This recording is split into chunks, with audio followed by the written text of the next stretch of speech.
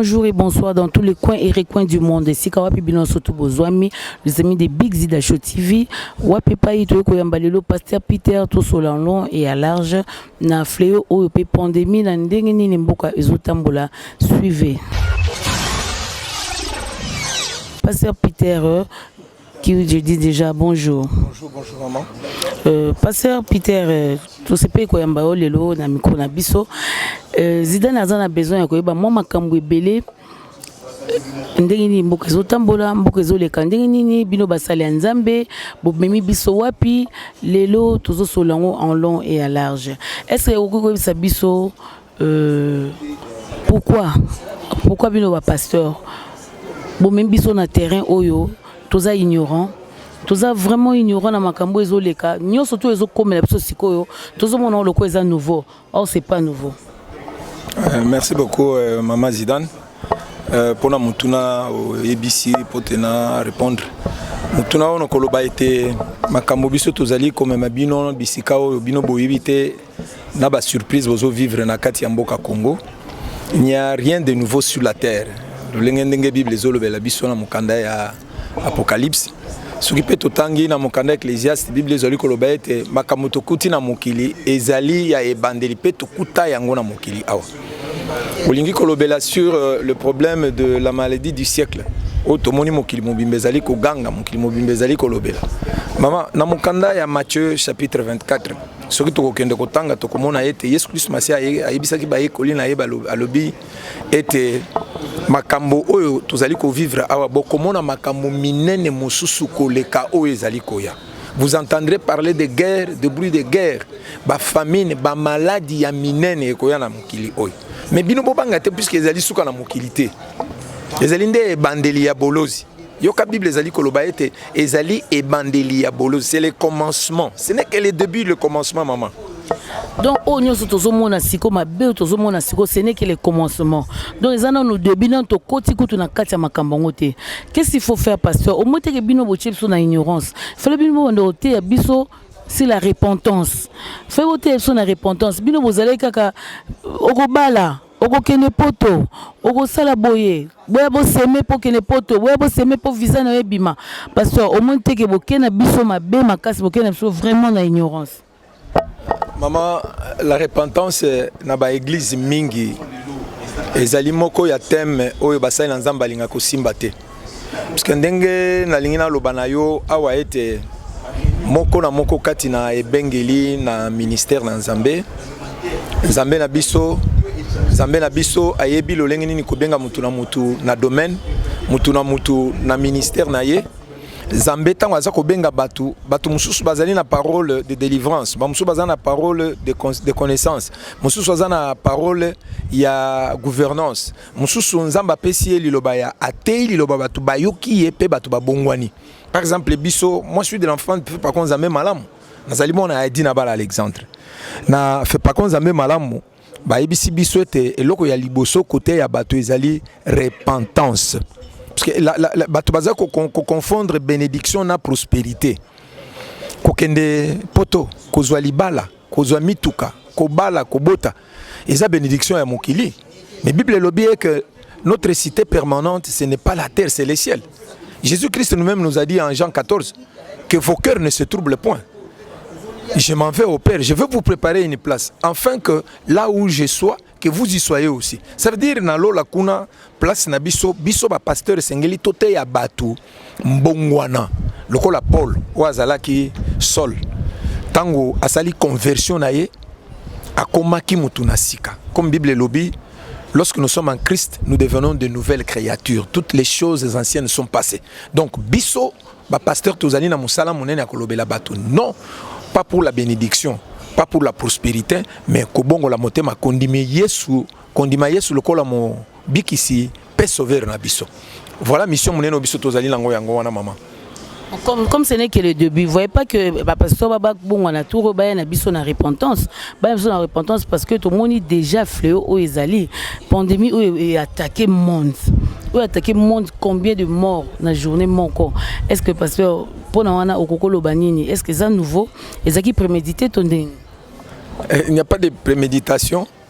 Tout a été dans le plan de Dieu, na calendrier Nzambe, Nzambe azana ba makambo na lolenge ndenga zo sala.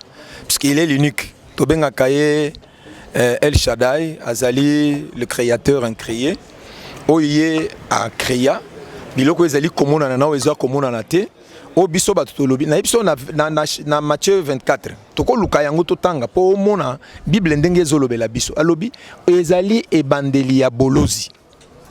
Ebandeli ya bolozi. Le début du commencement, il y a pas sur ezali katina mokili. Lelo bozo ka corona. Bokoyoka simanango ekozala ba éruption. Lobi bokoyoka mukolo mususu ba ulcère, ba hémorroïde, bato bakomi ko bima ba hémorroïde. So tangi na Deutéronome chapitre 28. Na sekona bazolo bela biso Bible lobi na ko frapper mokili oyo bato bazali koto sangaite, ba bazali ko tambola na abomination. C'est de l'abomination.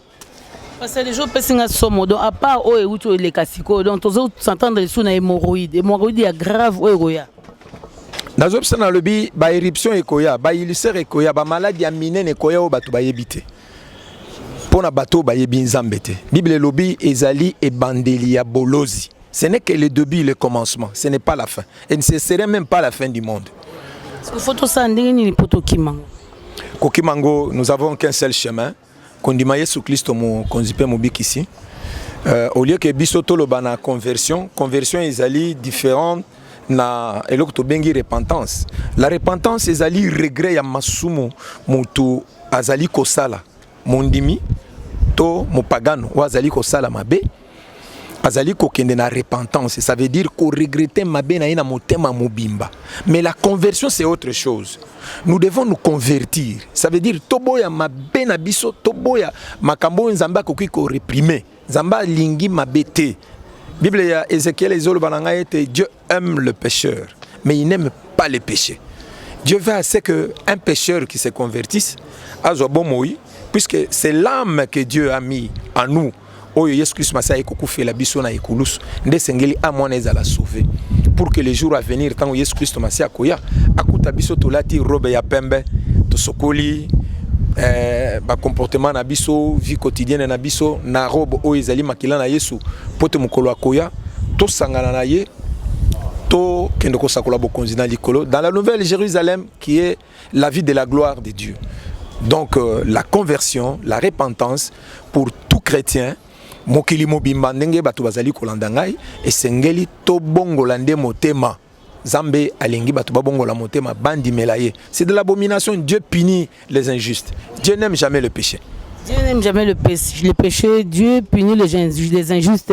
Pasteur, le autre toujours babo pona ko bas injustes. Est-ce que vraiment vous avez que mokili eza frappé surtout sur l'homosexualité, c'est parmi l'une des causes penza marumo kitsa kanda na ye un mot parmi pour la homosexualité pasteur ce qui côté abisso ce qui mabiso na terrain wana vraiment avant de glisser un mot tokotanga d'abord mukanda ya Romains chapitre nango ya liboso tous en premier verset Bible les ali koloba ete la colère de Dieu se révèle du ciel contre toute impiété et toute injustice des hommes qui se retiennent injustement la vérité captive. Bible Lobina verset 19 est ceux qui ont pu connaître Dieu de manifeste pour eux Dieu le leur avait connaître. En effet, la perfection invisible de Dieu, sa puissance éternelle et sa divinité se voient comme à l'œil. Depuis la création du monde, quand on les considère comme des ouvrages, ils sont donc inexcusables. Puisque, ayant connu Dieu, ils ne l'ont point glorifié comme Dieu et ils ne l'ont point rendu grâce. Mais ils se sont égarés dans leurs pensées et leur cœur, sans intelligence, a été plongé dans les ténèbres. Se servant d'être sages, ils sont devenus fous. Et ils ont changé la gloire de Dieu, incorruptible en image, représentant l'homme corruptible, des oiseaux, des quadrupèdes et des reptiles.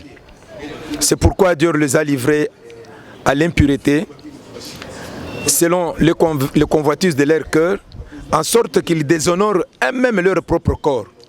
Ceux qui ont changé la vérité de Dieu en mensonge et qui ont adoré et servi la créature au lieu de créateur, qui est béni éternellement. C'est pourquoi Dieu les a livrés à des passions infâmes, car leurs femmes ont changé leur usage naturel en celui qui est contre nature. Et de même, les hommes abandonnent l'usage naturel de la femme, se sont enflammés dans leurs désirs, les uns pour les autres, commettant homme avec homme des choses infâmes et recevant eux-mêmes les salaires que mérite leur engagement.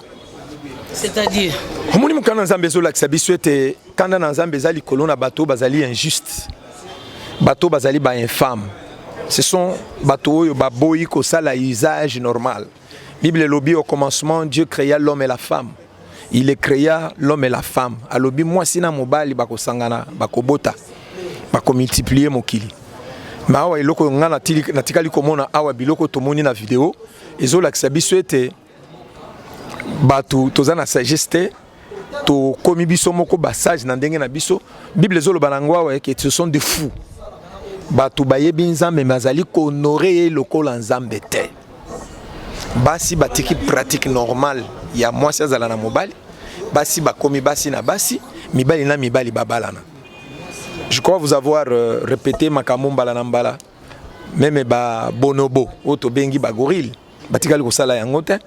Ngatikali ko mona bonobo. Gorille ya mwasi akepe meni ya gorille ya mwasi, gorille ya mobali ya zu gorille ya mobali. Natikali ko mona yango te. C'est contre la nature.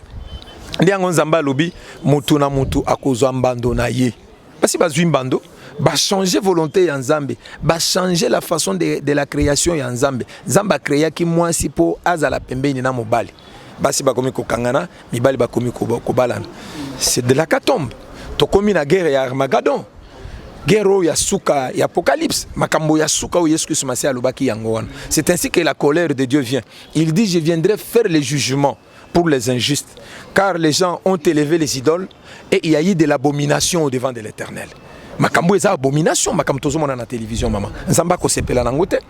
Raison pour laquelle Sodome na Gomorre bazwaki moto. Sodome na Gomorre bazikaki likolo ya makambo oyo ba sodomi, makambo ya inflation, makambo oyo tozomona oyo mobali azosise nzoto ya mwasi. Mwasi azosise nzoto ya mobali. Mwasi na mwasi bazosise nzoto na nzoto. Ozomona te c'est des bestialités biloko oyo. Ndenge Bible ezolo bana mukanda Galate. Et ça, les désirs de la chair, bah convoitise et anzoto. Or, Bible lobby que ces désirs-là et ces convoitises pas n'habitent pas dans vos corps mortels, puisque lobby to kokouf, batona ba kokouf, batona ba kozala enlever, ba kokendo wapi. Et ce qu'on a bango ezali enfer. Donc le premier enfer oya mokili oyo ezali awa. Baza déjà la marque de la bête. Marque de la bête. Parce que ce qu'on explique sur la marque de la bête, qu'est-ce que c'est la marque de la bête? Parce que dans la Bible, hein, tout le monde a payé ma caméra, payé 666 ans, payé tout le monde a biloko, na banini, tout le monde a ma caché, sur un angoté, au sommet le côté, au côté, au salaboté, aux hommes salatés, parce que tous vivons déjà, parce que au Kenya, aux amayele, au sale examen, aux huit, mais moto à zuité. Mais parce que moi, mobile, si nous n'avons pas mon mobile, azum sala. Donc, tu es ou alors nous, bon, mais quand on explique biso bien parce que tu as besoin, bon fungo la biso mutu, bon fungo la biso mutu parce que tu vas dans l'ignorance pendant des années, bon fungo la biso quand même mutu, tu vas nos côtes na connaissance, tu es bandeni to ki mamabe. Ma soeur na Apocalypse, zola xabiso na Apocalypse 14, ba zola xabiso la marque de la bête. Bazota li xabiso lo lenge nini mutu oyo azui marque ya bête oyo bazo benga 666 na chapitre nango 13 verset 18 soki tokotanga na likolo kuna Bible ezolobela biso boye. La Bible dit ceci.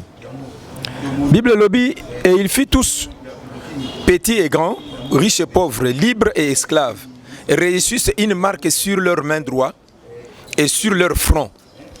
Et que personne ne peut acheter ni vendre sans avoir la marque, le nom de la bête ou le nombre de son nom. Car c'est ici la sagesse que celui qui a de l'intelligence calcule le nombre de la bête. Car c'est un nombre d'hommes et ce nombre est 666. Le nombre est 666. Parce que son symbole biswango, nombre 666. O Bible ezali kolobela ezali marque ya bilembo ya suka ya mokili oyo batu bakozwa bamusu bakozango na maboko bamusu bakozango na bilongi na bango soki totangi na mokanda Ezekiel awa okende komona ete Nzambe alobi na suka akotinda ba mabanki oye bato bengi souterrain ba souterrain wana bakoya ko ravager kolia banyama te kolia banzete te mais bakoya ko tourmenter ba to bazali na marque de Jésus-Christ te. C'est qui manque la marque de Jésus-Christ. On a mon candidat Galate et Zolo Banangaïete que personne ne me fasse du mal car j'ai sur moi la marque de Jésus.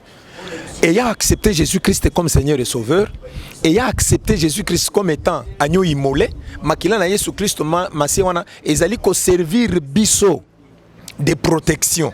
Donc la sollicitude oyo biso tozali nango yo ngai ba congolais ba tona biso nyonso bazana poto ba frères et sœurs ba chrétiens des non chrétiens ba païens et sengli ko ebate makila na Yesu Christ masia ezali d'une grande importance puisque yango ezali protection na biso. C'est une arme offensive et une arme défensive.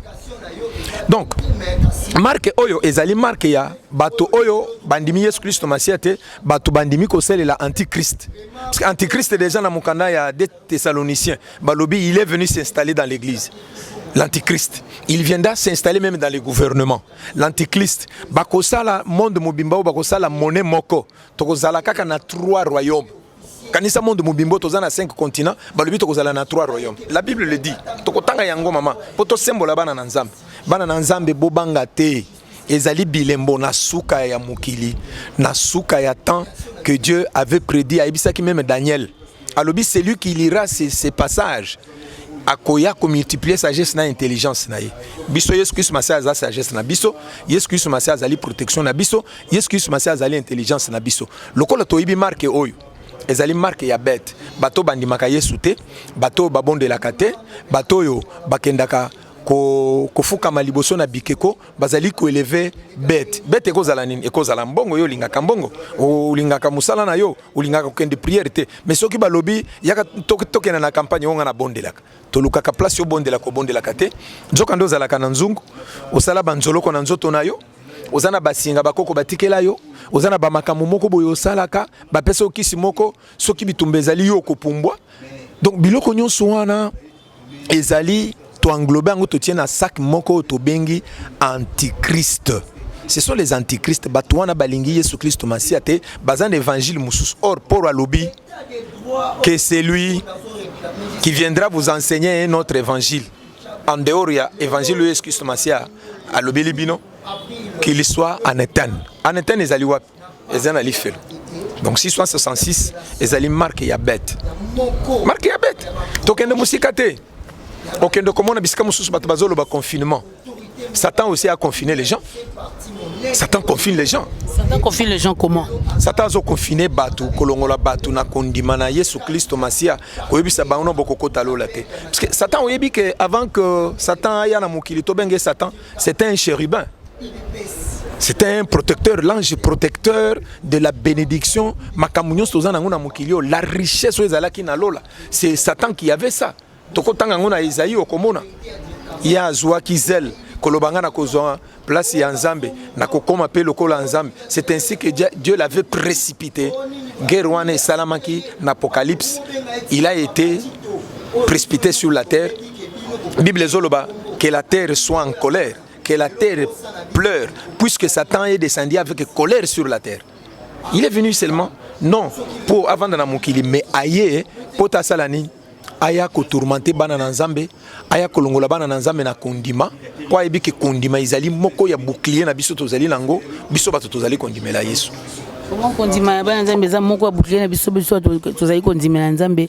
Vraiment le prédication pareil il faut vraiment tous habitude ya kolanda ngo mingi pasteur Peter azana biso bomona ka ende nga lekaka na biso awa azana biso il faut vraiment les contacter bo solana ye bokoyeba que se passe makambo belé tous on a besoin repentance tous on a besoin makambo belé tous on a besoin ba délivrance tous on a besoin belé on va le faire comment tout ça on a nan trop kende wapi bandeko trop kende wapi na moment oyo biso comment le cadeau découvrir ce Apocalypse. Or tout ce côté qui déjà na carrosserie Apocalypse. Tout côté qui déjà, il fallait déjà construire biso. Kola qui sa biso que tout photos kene boy. Photos zonga parce que quand Nzambe et bandi koya. Pasteur phénomène tatouage. phénomène tatou to éviter donc tatou pesa nango problème te hein donner tout le monde bazo tatouer nzoto mususu akanga nzoto mobimba na tatouage est-ce que tu rôle un mot pour na tatouage pour na bana nzambe maman kanisi na émission mususu tosalaki tofrelaki miloko wana ya tatouage wana likolo tokotaki na kati te les tatouages ezali marque de la bête ezali moko ya antichrist ezali ko s'opposer avec la volonté de Dieu. Tatouage mutu oza normal mwana mwasi azali kondima ete basala tatou na sexe na ye ba dessiner nyoka o babengi dragon mais monoko ya dragon ezali na se eza utala na kati ya sexe na ye. Ça veut dire sexe mwana mwasi wana ya ko balate akomi mwasi ya dragon akomi dragon azali mobali de nuit na ye ya ko bongate akobongate okomona kozala na mituka okomona kotonga bandako mais à un certain moment mwana vie ya mwana mwasi wana ekozala une vie éphémère ya mokuse ba musicien mingi tozomona ba musicien mingi ezali lelo omoni musicien abandi vie na ya musique à un certain mois 2 3 mois 4 mois apeli 5 mois moto akufi botuni akufi ndenge nini puisque ezali contrat oyo basali mais tala na nzoto ya moto ba tatouage ya ba fleur ba tatouage ya ba papillon ba tatouage ya ba abeille ba tatouage ya ba nyoka donc ezali biloko ebele tatouage ezali déjà antichrist moto azopesa tatouage na mwana mwasi moko boye na victoire awa nga en tant que musala ensemble mais tozala masumu mususu tozosala sanke biso toyoka yango tolinga kosala yango mwana mwasi libele libanda donc na likolo ya libele ba dessiner ba sirène mibale ba vandi na kati ya sirène wana basali kopo moko nyoka abimi ti na likolo ya tenton ya mwana mwasi siko yebisanga libele wana ekomelisa mwana mukoloni ça veut dire mwasi wana azali na milimu ya sirène c'est une femme de nuit ya mibali mususu azana ba mibali mususu likolo ya tatouage tatouage ezali représentativité ya bomo ya mutu mobimba bomo ya mutu mobimba marque ya tatouage ezali na nzoto ya mutu ezali bomo ya mutu mobimba oyo vie azali ko vivre mais parce que ça bato musu tatouer bon ça le savoir musu baki na ba chinois musu baki na ba wenze musu baki par-ci par-là ba se faire tatouer sans pour autant ba keza danger musu ba koti bango au moins napenda ke ba tie eloko mo na kati nzoto mais ya OK non kana ndinga fier un mot pour na bato mais bato na mamona ka teke vinaye avant que a sala tatou à se faire tatouer vinaye changer akomi ko sala makamu mususu ya sala kate azalaki mwana mwasi ya calme na ndako na bango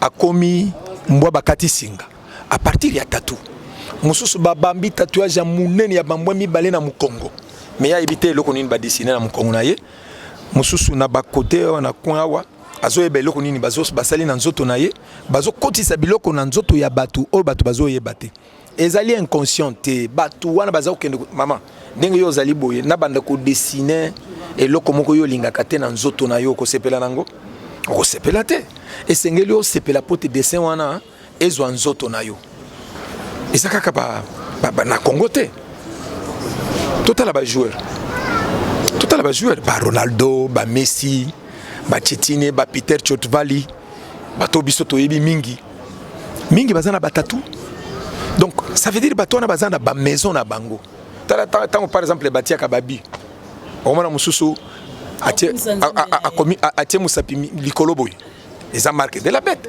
mususu omoni mususu atie triangle boy eza marque de la bête donc mususu okomona atie bu avant di boy donc so total eza triangle tozana ba télévision tomona ka ba dessin ezali double ba dessin on ezokota kati ya ba dessin mususu ezobima dessin mususu ezobima biloko nyonso on ezali marque de la bête bato bazokende koluka yango ba dessiner na nzoto donc to se faire tatouer te nzoto na biso ezali temple na Nzambe Bible lobi na biso na 1 Corinthiens chapitre 3 que nos corps sont des temples de Dieu. Muto akobebisa nzoto akobebisa temple ya Nzambe akozua mbando. Celui qui détruit les temples de Dieu, Dieu le détruira aussi les derniers jours. Nous ne pouvons pas détruire les temples de Dieu par des tatous. Et ça milimi mususu tozokotisa kati na bomo ina biso.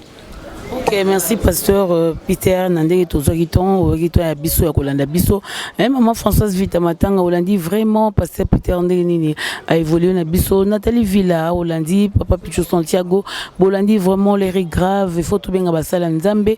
ntango ekomi ntango basala nzambe baya baedifie biso bayebisa biso tokende nzela nini tolanda nzela nini mpo tosenga bolimbisi epai nzambe kanda nzambe ekita te kanda nzambe alembisa mwa kanda na ye nzambe alimbisa biso assiste biso na pasi oyo makambo bapandémie oyo tozomona passer auti côté ya biso eza yeti liloba na ete monoko na ye me makomi eza ya bible elobi eza kaka yango te oyo ya pure ekoya donc il y aura des représailles tout senga mawa nzambe ekitela biso un mot de la fin passer Peter ozana bato bazotala yo soki koyi koyebisa biso en un mot na nyonso oyo tosololi oyebisi bana nzambe nini parce que dans poto na minute de partout bandeko na biso bazokufa communauté congolaise tous en dé bandeko na biso bazokufa comme pas possible un mot pour la ndeko na biso bazotala yo okoko fortifier bango na ndeko oyebisa bango nini mpo bazala fortifier na baope baza na bopito nini okokosambela mpo na bango pour que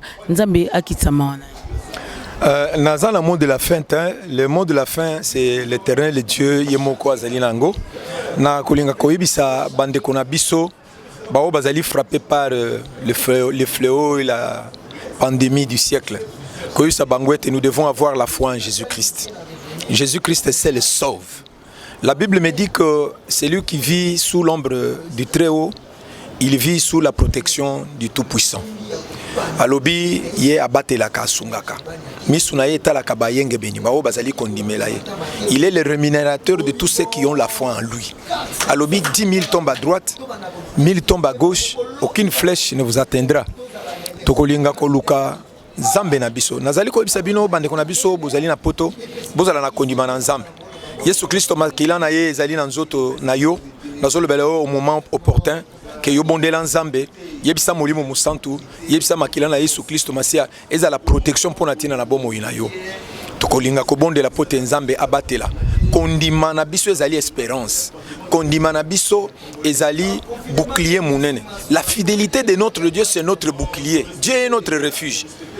Kolenga tende komwasi kolenga tende komobali zala na kondima Bible lobi misuna ezali kotala bayenge ben na kolinga koyebisa oke Nzambe oyo ngai Nzamba papa na ngai adina bala Alexandre Nzambe malamu azali kolona banda kuna bino makila na Yesu ezala na ba porte na bino ezala na balento na bino ezala na ba chambre na bino ezala na banzoto na bino pote maladi wana ya mabe o ezali koya pona koterifier bana na Nzambe ezala na position mon côté et c'est là au nom de Jésus-Christ tika ete Nzambe abatela soki okolinga ko contacter ngai nazali na numéro les 081 68 98 974 ou les 090 81 84 580 nazali pe na numéro ya suka les 097 55 68 590 wana ezali numéro ya contact na ngai muto kolinga mabondeli to bondela na butu to bondela na moi olingi Nzambe abatela yo asunga au travers mabondeli to kosala pona yo okobenga ngai to bondela ensemble. Que le Seigneur vous bénisse et le Seigneur bénisse le Congo. Voilà, c'était le pasteur Peter, hein, pasteur Azolendisa, vraiment Azolendisa Nzambe pour na fléau au pandémie l'heure autres ali vraiment il faut zo senga na minute ka basala Nzambe ozala na rang social ni nozala ngo na minute Nzambe azomona yango te azomona ka mokili na ye ayeko sala pona mokili na ye pe akosala ngo o ya lingi ezozana mbongo ebele ezalozanga mbongo awa tokomika ndenge moko tokomi kolela ka komomo kaka Nzambe yaka na aide na biso Nzambe kotika biso te Nzambe za na biso. Donc voilà, c'est vraiment le temps ya koluka elongi wana pour de vrai onyo so bakene banzela ba gauche droite air yango bandeko to ya na sema kolona ye to bondela to senga mawana ye ekita pour que tant to senga bolimbisi alimbisa o pazan likama muninga air yango ya kolimbisa na air yango ya kosenga na pardon air yango ya ko pardonner pour que Nzambe pe akoka ko pardonner. Voilà, tout est bien qui finit bien. Votre humble servante Zuzou Zidane Zetia Mounene était avec vous na pasteur Peter Bolandi Ndenini makamnyo surtout et l'équipe bien.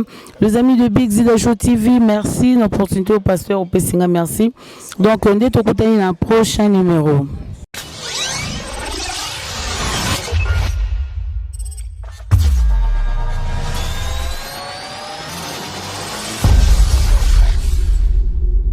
Dans le monde entier, partout, dans la RDC, on a aussi péché à Bino. On a invité Bino massivement, tous s'abonner, pas la big, il y a mon quoi, avec Big Zida Show. Artiste pendant avec A majuscule Zida Show.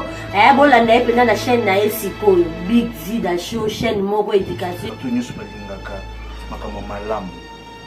Yeli bino Big Zida Show TV. Abonnez-vous massivement. Brother, sister, you know, yanko, uncle, auntie, grandmother, you know. Just only make sure for that. Make sure. Make a pen for that. I think this one is the nice and very good chain for you. Baby, big, y'a nene. Je suis pas professionnel. La Big Zida Show TV. Désormais, il y a du bel à quoi. Big Zida Show TV. Et même les bino bateau yu bulingak. Batu nyosu tala. Awa, boku kamata nyosu. O bulingaka, ba baby. O bulingaka, ba peshanga. O bulingaka, Patrice Mubiai. Wana zali mwano yanga, akubelanga tata mwasi. Babi Zidane Show. Babi Zaka, artiste comédien te. Ezaka ba musicien te. Ezaka politique te. Ezaka sport te. Nyonso boyebi culture tout. Vous avez besoin de découvrir, yeba. En tout cas, vous qui nous sikate, vous avez zapité. Oui, pas n'importe Big Zida Show. Zidane la maman, nga avec la dégo. Babi Zidane, il y a pas de. Azaka mon côté. Babi Zidane. Mon côté, c'est la nene. Tout ça, bonnet, tika sa bonana. Ba ou tout bolinga yo. C'est vraiment mon exclusivité. Vous qui nous abonnez pas Zidane. Big Zida Show. Babi Zidane Lopota.